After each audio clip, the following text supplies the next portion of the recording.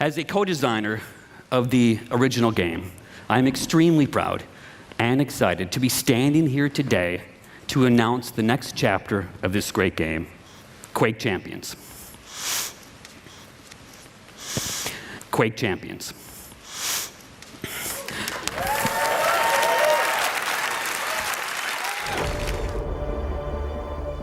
A few months ago, during my weekly session of wallowing in self-pity deep in the woods, an activity I've honed to perfection, I was going through my usual routine, reflecting on all my wrongdoings, missed opportunities. Why did I sell my dual lands for an Xbox 360, you stupid standard existential stuff? As I ended up my session with the usual cursing at a photo of Jonathan Warner for fucking up Anthem, I suddenly heard a voice creeping into my mind, whispering insidious thoughts, trying to make me angry about Quake Champions.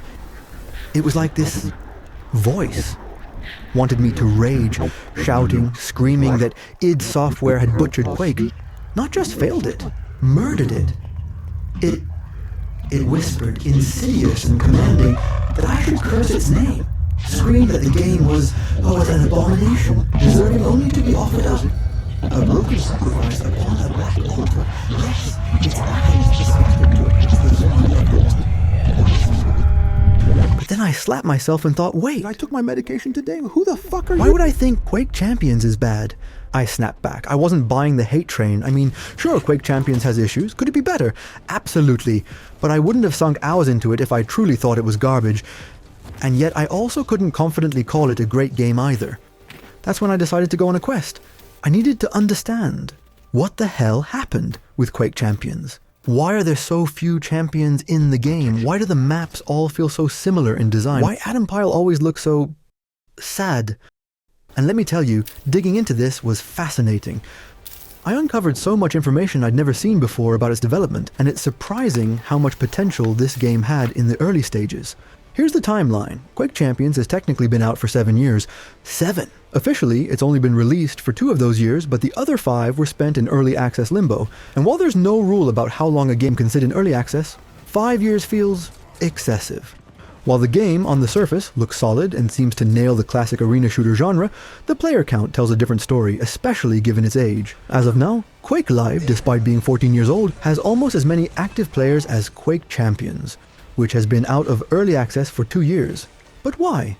The maps are visually impressive, fun to navigate, the speed and classic weapons are there, and the characters now with unique abilities offer diverse playstyles. So, what went wrong? Well, I've seen a lot of comments proclaiming that this thing or that thing is what killed the game. It wouldn't be fair to pin the blame on just one factor. Sure, some issues might carry more weight than others, but when a game like this fails to reach its potential, it's never due to just one cause. So my first step was to go back to the roots, diving into the history of all the previous Quake games. I looked at what people liked, disliked, hated, and hated even more. I played through every single player campaign, got absolutely wrecked in multiplayer, downloaded community-made content, learned a bit about mapping, got distracted by TCG Card Store Simulator, tried to organize all my notes into a script, lost hope in the process, scrolled through an ungodly number of Quake Reddit posts, and finally decided to learn how to strafe jump. Armed with that knowledge, I was ready to dive into Quake Champions to figure out what the fuck happened, bro. And what better place to start than by examining its creation timeline? Stop playing Quake Live. Yes, we made this game for you. Stop playing Quake Live. Quake Champions, as we know today, actually started as a mod for Quake Live. id Software had been toying with the idea of heavy, medium, and light character classes since the Quake 3 arena days, but it never got off the ground. In fact, the official pitch for Quake Champions initially involved mixing Quake with fighting games a la Street Fighter. Yep, you heard that right. Combo points, special moves, stunning mechanics, the whole deal. Fun in theory? Maybe. But for a Quake game, it would have been a huge departure from what fans expected. Still, it's fascinating to see how much the concept evolved over time. By the early 2010, the idea had expanded to include champions with unique abilities and passive traits. In 2014, they even had an internal build called Arena X, a prototype running champions within Quake Live. But with most of id Software focused on Doom 2016, they have no choice but to assign a small team on Quake Champions, with Saber Interactive brought on to help. But why Saber? To really help understand all the implications this decision alone caused, Sprony from Map Center was kind enough to explain and really make us understand that they fucked up. they fucked up real good. In terms of the engine, there's a lot of conflicting information out there. Tim Willett said in the interview, one of the things that we wanted to do first in the game is capture that true Quake feel. We took id Tech for that, but then for renderer, some of the other elements that wrap around that of course is Saber Tech. However, if you follow what Adam Powell, also known as Sync Error, the designer of Quake Champions, said on the official Quake Discord, it's more like all Saber Tech with a little bit of id Tech added to it. In fact, it's causing problems moving the game forward, like adding mapping or modding support, because, and I quote, "It's also not our engine or tech, so a lot of legal questions on what we can do." It was best positioned for us, given what the experience of the team is, and the guys that work on it at id. We've been working on this longer than id Tech 6 was done. For the audience that we're going for, and what we wanted to accomplish, this was the best path for us. It's true that id Tech 6 was still in development, but that's not a valid excuse to rush a game like Quake Champions out the door, while severely limiting what you could do with it in the future.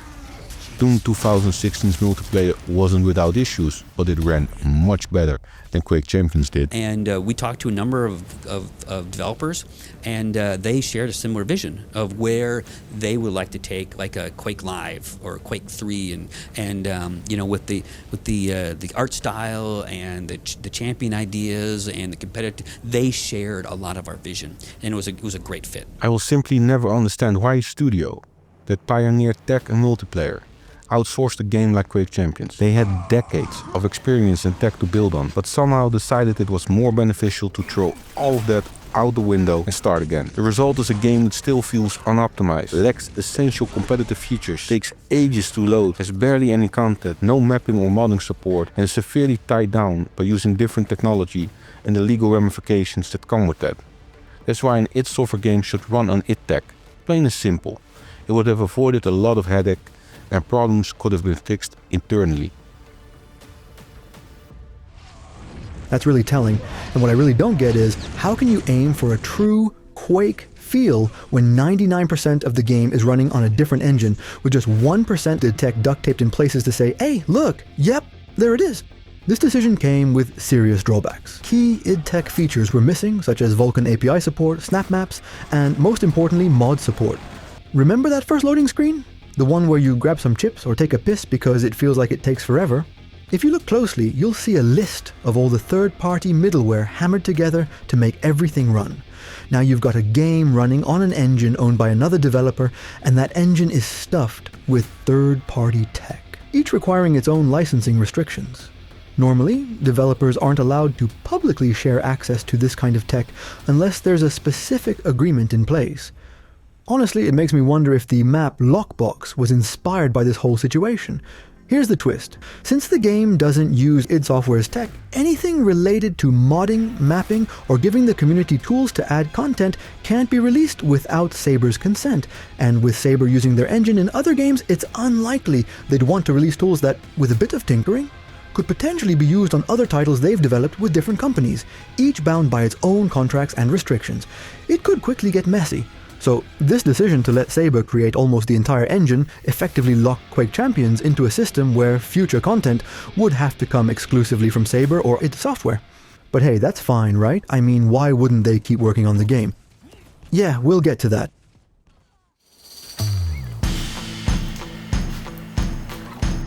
The game launched in early access in 2017 and stayed there for 5 years. The game had a rough start, initially launching on the problematic Bethesda app with poor performance, frequent crashes, and frustrating matchmaking. It also lacked features that previous games had, like server browsers, spectator support, and the option to play without hero powers, which only got added later. But hey, look at all those skins. At least you'll look good when your game's going to glitch you in title pieces. Without a clear roadmap or consistent engagement with the community, Quake Champions quickly lost momentum. Player numbers dropped by half in just a month, and the decline only continued.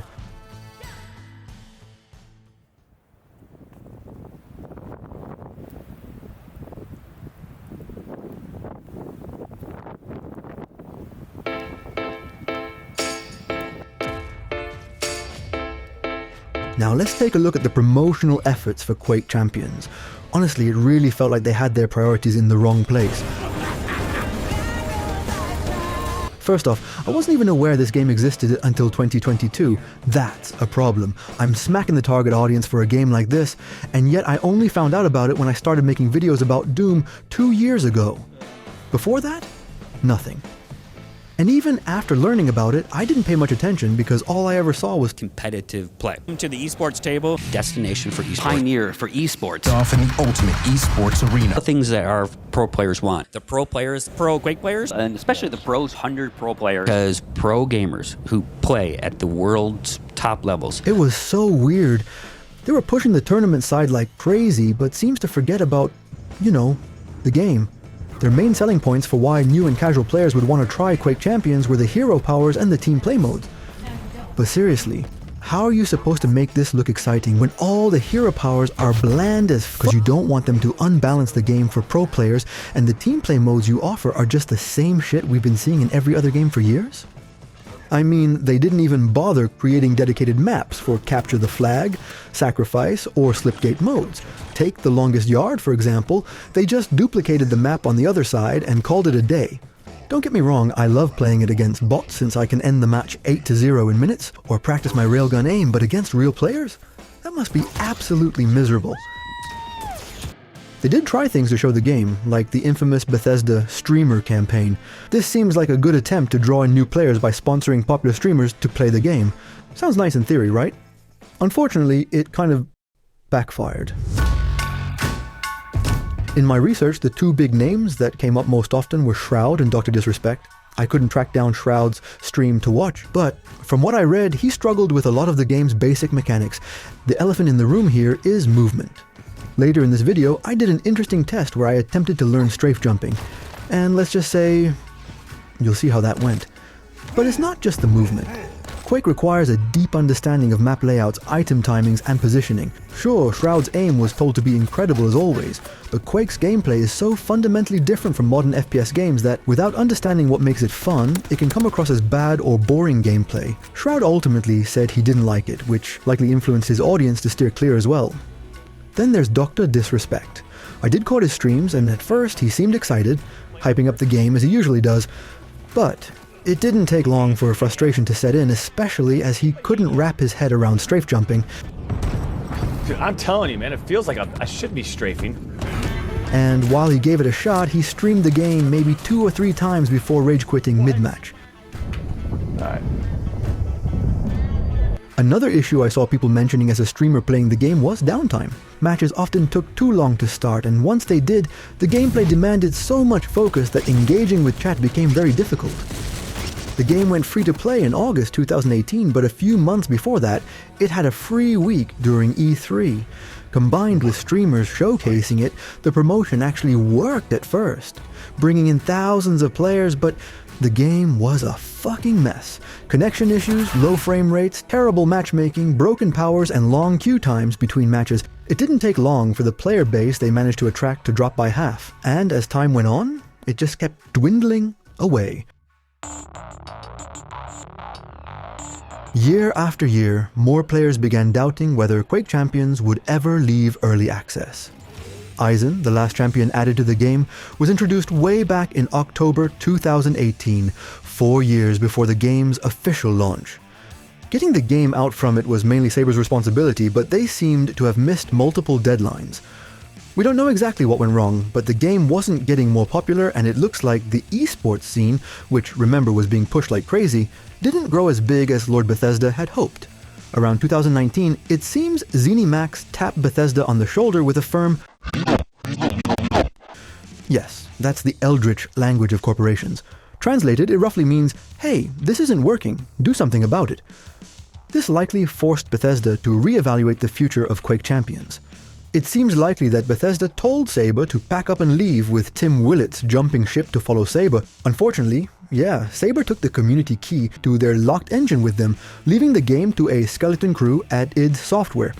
They technically still have the ability to create content, but they most likely don't have the manpower to do so regularly, which means they're mostly stuck adding skins, fixing bugs, and tweaking balance, without being able to add major content.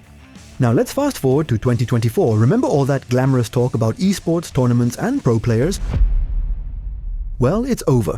Bethesda announced that support for the Quake Pro League would officially end, shutting down the scene entirely and leaving the community to take care of it on their own.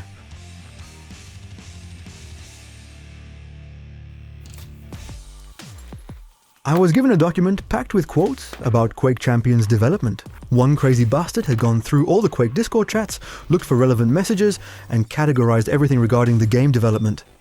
To that person, I salute you. As I read through it, certain points really hit hard, especially when you think about what could have been. Like, secret playable champions with one of them was the Shambler. He wouldn't have used guns, but would instead rely on melee and lightning attacks. Or this. They prototyped a player versus enemies mode with Scrags, but unfortunately it never made it to the final game. Even for the champions, the current roster is very disappointing. We have 16 champions now, but originally they aimed to launch early access with 18 and eventually build up to 36. We might have seen characters like Kless, Beastmaster, Kane, Sarge, Bitterman, Zero, Rack, Uriel, and... So with all that, without significant new content, finding reasons to come back became harder and harder. That's one big area where Quake Champions struggled, a reason for long-term player engagement. It's a vicious cycle, really. The fewer players the game has, the less revenue it generates, leading to even fewer resources for new heroes, maps, and content to keep the game fresh. And without that content, more players drop off, keeping the cycle going. You know when you cook something, taste it, and you can't quite figure out what's missing? Is it not enough salt, not enough sauce, not enough talent? That's exactly how I feel about Quake Champions. It looks good, it plays fine, but there's this aftertaste that makes me question if it's me, or if I just don't know how to appreciate cilantro. After thinking about it for a while, I realized I kept coming back to the same feeling. The game feels a bit too controlled, bland, or even beige. It took me some time to put my finger on it because those first few matches are pure adrenaline. Chaotic, fast-paced action right in your face. You don't have time to think. But once you've played a bit, the cracks start to show. The game feels tightly controlled, which, to be fair, makes sense for a competitive arena shooter where balance and equal footing are crucial. But this hyper-focus on control also makes the powers feel bland. It's like they built the game entirely with tournaments in mind and forgot to add the stuff for people who just want to play and have fun. Take the power-ups, for example. Back in the day, we had Quad, Haste, Battlesuit, Invisibility, Flight, Personal Teleporter, Mega Health, Heavy Armor, Regeneration, and even a Personal Medkit. Where are those now? Would it really be that hard to bring? Wait, those abilities are technically in the game. Look, Health Pack, that's Anarchy's special. Invisibility, Nyx's Power, Flight, well, maybe Peeker, kind of. And for weapons, instead of everyone having access to the grenade launcher, Keel got dibs on it. Or the famous Capture the Flag grappling hook? That went to Athena. See the pattern? Many of the special powers that used to give maps their personality were removed and handed to specific heroes instead of creating new abilities for them. And it's not just about the limited power-up, the player count is capped at 8, probably due to engine limitations, and the heroes feel soft. That's the best word I can think of to describe them. The designs nudge the game toward the hero shooter genre, but full-fledged hero shooters usually have more fleshed out character builds, unique weapons, abilities, passives, and most importantly, ultimates. The passives are actually well done. Well, once you realize they exist. I'll admit I played Nyx for months without knowing I could jump on walls because I didn't bother to read her abilities. Whoops. But aside from passives, the heroes are given what seems to be a single ultimate ability. The problem, when you actually use it, it feels more like a basic ability slapped with an ultimate cooldown timer. They push the idea that hero abilities would attract a more casual audience by letting players choose heroes that fit their playstyle. We feel that the champions will actually bring in new players. But then, in the same breath, they explained that the abilities were designed not to fundamentally change how you play the game. That no character is overpowered, and that the active abilities do not fundamentally change the way you play. Champion abilities, they do add a level of strategy and depth. Do not fundamentally change more personality in their characters. They want more depth, they want more strategy. That will kind of align with how you like to play. It doesn't make sense. So, on one side, you've got heroes that feel bland to players who enjoy that style of game and expect more depth or uniqueness, and on the other side, you've got older fans who just want to play Quake the way they remember it, without powers interfering with the core gameplay. It's like they tried to please everyone and ended up frustrating both groups.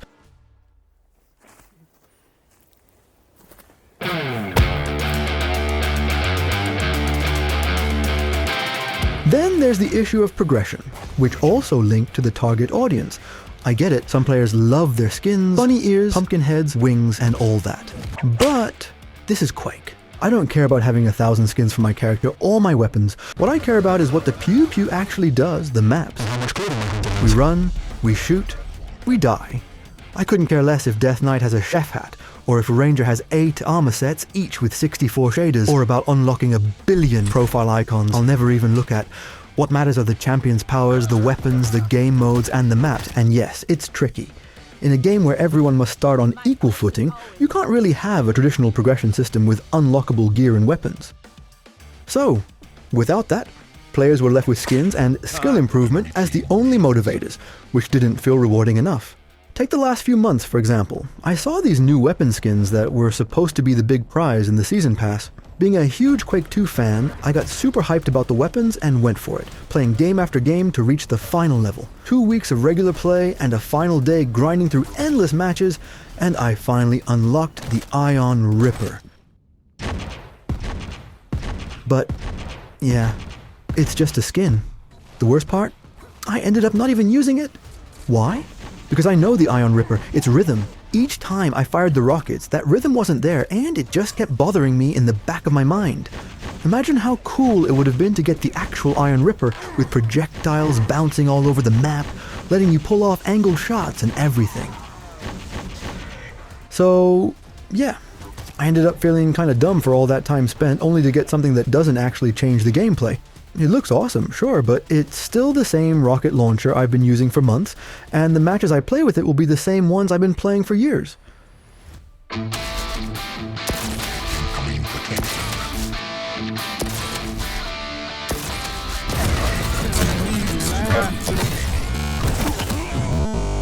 Quake games have always been tough to master, but while games like League of Legends or Fortnite also have steep learning curves, they manage it better with solid matchmaking systems. It did not have the approachability for new players, where a lot of more modern games, things like Overwatch, can be jumped into a lot more easily, because team play is another aspect of that, where if you've got a team, you could be on the winning team even if you suck. Lord Carmack couldn't have said it better. Team-based games take the pressure off individual players, giving everyone a bit more breathing room to perform since you're not the sole focus of attention. But with Quake being all about duels, death matches, or smaller team modes, it makes things a lot tougher for new players to find their footing. I've been playing for a while now. Okay, sure. 95% of my matches have been against AI, and 5% against real people, because I needed footage for this video, so shut up. And while I still suck against bots, because my aim is terrible, I'm finally starting to enjoy the game more after spending time practicing the movement mechanics on their own. Sure, I still bump into every fucking wall and can't figure out how to do sharp turns without losing a ton of speed, but in rare moments I'm able to speed through the maps without stopping, and fuck. It feels amazing. But then, I try to do that in a real match. Combined shooting, tracking power-ups, managing weapons and ammo, keeping tabs on enemies, memorizing map layouts, and yeah. Because it's just too fucking fast for my brain to handle. At least now I get why people who've been playing Quake for years absolutely love it. That said, not everyone is willing to dedicate weeks to practicing movement while watching YouTube tutorials just to figure it all out. It's really that simple. Shout out to Frothy for his amazing tutorial. And that's a shame, because once you finally understand how the movement works, the game becomes so much more enjoyable. You start to see the maps and mechanics in a completely new light. When I was playing Overwatch, I could jump into matches and have fun right away. If I wanted to improve, I'd watch YouTube videos for tips on hero comps or better ways to use abilities. With Quake though, it feels like you need to complete an entire fucking PhD just to start having fun.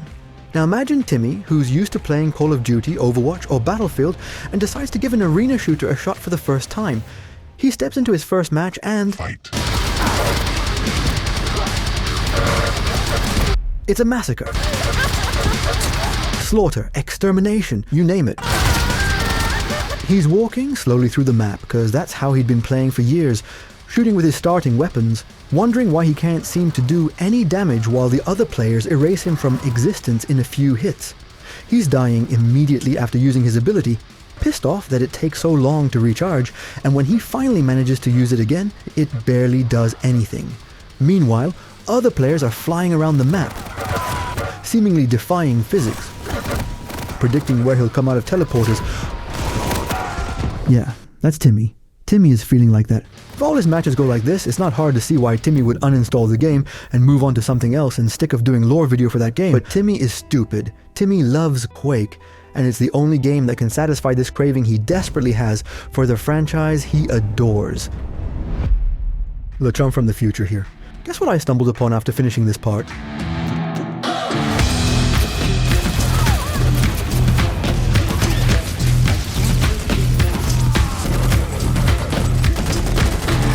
Fucking hell!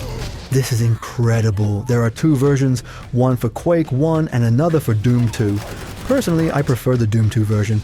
It's got way more characters, additional maps, and not only did they nail the Quake movement, but they also added characters with Doom movement, CPMA movement, and even Unreal Tournament movement.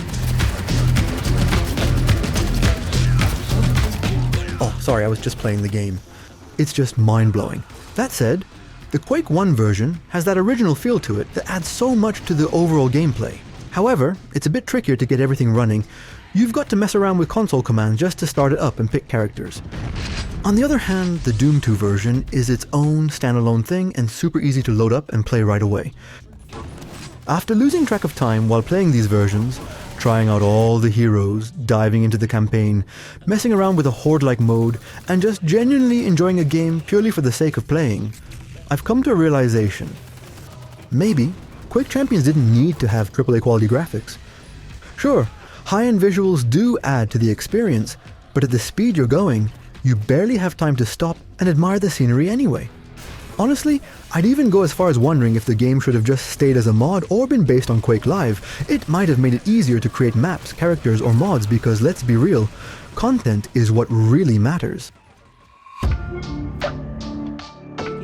I believe is the best part of video game design, because map design... A few years back, id Software released a video discussing the maps in Quake Champions, and one phrase really stuck with me.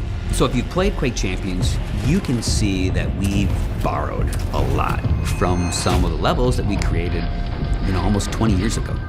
There. Right there. The layouts feel old. For a while now, I've had this stupid feeling that something is off with the maps. They all feel the same.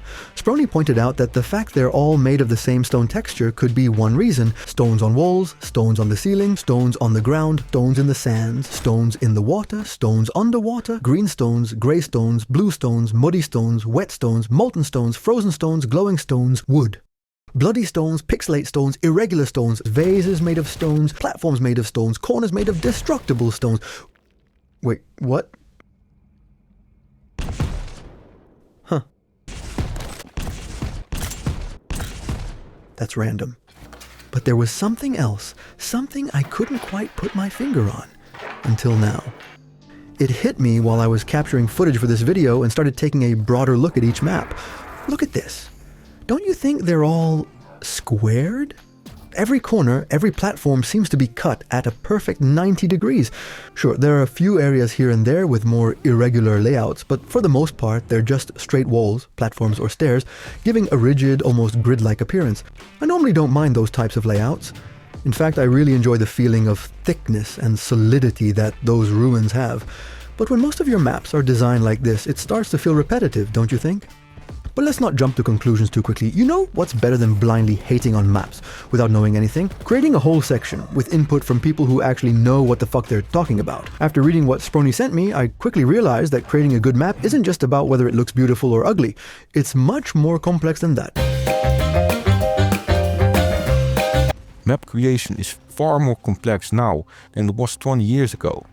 Today, building even one map often requires a small team and weeks, if not months, of work. Also, the process itself is different. Maps are first blocked out in the editor, often referred to as white and gray boxing. After that is improved, an environment artist will use modeling software to bolt much of the level geometry onto a rough hull, creating a very different feel. While the detail is impressive, it lacks the form is function elegance you get with environments designed using brush-based techniques. Yeah, so now we've got a bunch of maps that require teams to work on with one goal in mind, Competitive play. with nothing to distract from the skill-focused gameplay. Sure, a few maps stand out with unique features like the trap in lockbox or the chaos of the longest yards bounce platforms, but even those are ideas we've already seen so many fucking times over the past 20 years. It feels like the only truly new addition to the game was hero powers, which they leaned on as their modern touch. Everything else, the guns, the layouts, the mechanics, the flow, feels like it was plucked directly from past Quake games. Why stop there? Why not experiment? Imagine moving terrain or platforms that reposition as the match progresses, or maps with lava that could have, I don't know, occasional floods that force players to fight for higher ground, or even destructible walls and ceilings. Imagine Scalebearer charging through one, or kill grenades blasting it open to reveal new routes. Wham! Bam! Kaboom! How about areas with lower gravity where powerful pickups spawn, I don't know, just anything to make the environment more special? The game is set in the Dreamland, a place where horrors and chaos are meant to reign supreme, realms forged from the nightmares of twisted minds warped by ungodly beings of chaos and terror, and all they could think of was...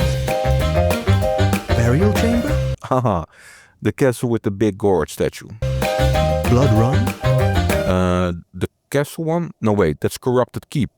Or is it? Tempest Shrine? Is that the castle with the lighthouse? Insomnia? That's a castle too, right? Crucible? Oh yeah, that's Insomnia, but with lava. Blood Covenant? Never heard of it. Who the fuck hire a fucking band? When I saw the Dark Zone, I got excited and started wondering when we'd get more maps with that raw graphic style. Not stunning, but straightforward and probably easier to produce. But no other maps like it followed, except for some training maps, which some have fun gameplay mechanics, but they are too small to be really interesting. That doesn't mean that all maps in Quake Champions are bad. It's worth noting that the actual gameplay and layouts of the maps are generally really good, For competitive play. especially if they're used in the right game mode. Awoken, Corrupted Keep and the Molten Falls would make brilliant competitive maps in Quake 3 or in Quake Live. It's the Capture the Flag maps that suffer the most though. Despite decades of lessons and inspiration to draw from, it feels like they just slapped on an extra room to either side of an existing map, with little thought given to routes, tactics or balance. It's disappointing, especially considering the rich history of Capture the Flag in Quake.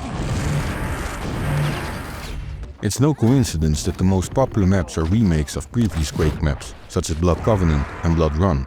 However, popular does not equal good. These maps have a legacy and skill curves that attract seasoned players, increasing their overall popularity. People tend to stick to what they know, and it can be very frustrating in trying to get a new map played. There are countless gems out there that don't see the light of day because people don't give them a chance. If you want to discuss why a map is popular, you need to specify for whom and for which game mode. However, if you simply generalize, Blood Covenant and Blood Run are popular because they play well, meaning they allow for fluid movement around the map and the geometry gives different weapons purpose, often resulting in memorable frags. The layouts also allow you to predict what path another player might take so that you can position yourself to take advantage of that. In short, they allow the core features of the game to shine, and they also check all the finer boxes.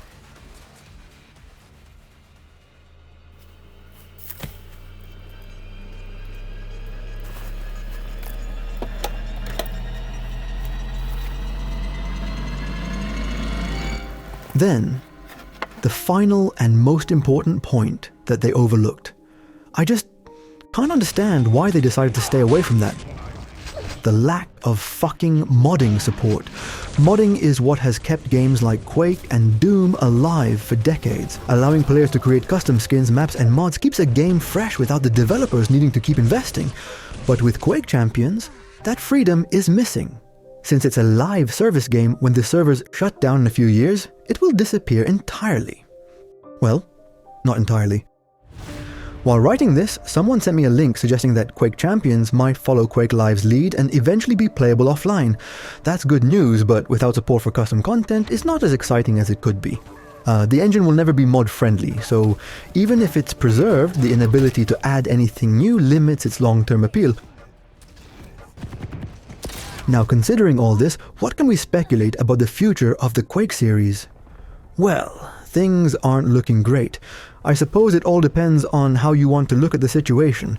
If you're seeing the glass as half empty, it's easy to understand why Quake has faded in popularity, and why Bethesda might not be super thrilled to risk developing a new Quake title. Some even speculate that Doom: The Dark Ages fits a little too well into the Quake universe, leading to theories that it might have originally been planned as a Quake game before being repurposed as a Doom title, simply because Doom has stronger name recognition. That's pure speculation, but still an interesting possibility to consider. On the flip side, if you're seeing the glass as half full, there's room for hope, and plenty of fun speculation. First off, do it on fucking ID tech. Seriously, we've been over this, but let's say it again for the people in the back. An id Software game should run on id Tech. Plain and fucking simple. Second, I'd love to see some fresh ideas. I loved Quake 1 as much as I loved Quake Arena, Quake 4, or even Enemy Territory. Build on what made it great, absolutely, but also adapt to today's market by making it more engaging and approachable. So if we looked at what we learned, a new Quake title would probably be out of this world amazing if they would focus on a strong single-player experience. Just look at Doom 2016, but with Quake. No loot boxes, no season pass nonsense, just solid, plain and simple Quake with a fucking good campaign focus on gameplay but supported by a good story that can be played by a casual, tired dad who just wants to slaughter things after a stressful day at work, or by a race car, weapon-switching chess player, ADHD kid who wants to wreck through monsters like there's no tomorrow. As for the story, while continuing the Strogg storyline would be great, I think it's time they get back to the eldritch horror of Quake 1. From the moment I first saw Quake Champions, my immediate thought was how incredible it would be to have a Quake 1 style game with those updated graphics. Darker and moodier, sure, but we've already seen how amazing characters like Ranger, Death Knight, Scraggs, and even the Shambler, well, his arm, look in these updated visuals. I'd love to see a full single-player game with that level of detail, and with all the juicy lore introduced in Quake Champions, it'd be a real shame to throw it all out the window. So, with the 30th anniversary of Quake coming up in 2026, I really hope we could celebrate with a new release. But at the end of the day, I'm a Quake fan, just like I am with Doom. Anything Doom releases, I'm there, and Quake would be no different. But please, Bethesda, if you're listening, make a new Quake game because you want to make a Quake game. Build it around solid mechanics, not in-game purchases or store bundles. Don't approach it with the mindset of making money first and creating a game second. Investors are important, sure, but players matter so fucking more.